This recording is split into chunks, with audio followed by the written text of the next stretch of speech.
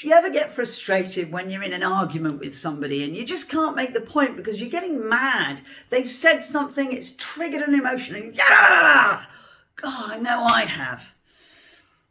I think sometimes we just react instead of thinking. So I'd like us to think about it this way. Try not to explode, try to explore. You see, I think that we click in. Have you ever stubbed your toe and said, ow, and then realised that it didn't really hurt? Sometimes it's just the surprise. It's also this idea that says, I stubbed my toe, that's going to hurt, so I'm going to say, ow. We've learned that response. Well, we have the same learned responses when we're talking to someone or indeed getting into a heated argument with somebody.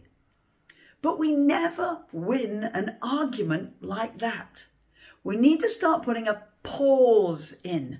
So if somebody triggers your emotion, we need to get into the habit of putting a pause in. Now, the best way to do this is to practice. Once we've practiced, I know that sounds crazy, but once we've practiced, it becomes that little bit easier, that step back before we launch ourselves emotionally.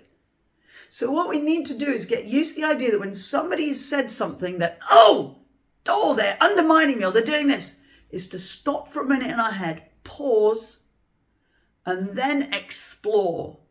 What makes you say that?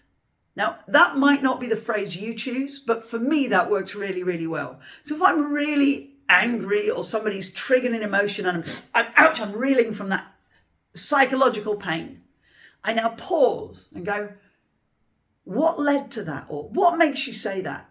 Now, that pause is incredibly powerful. It brings the anger levels down, because what we don't want to do is pour petrol onto the flames and just get anger on anger on anger.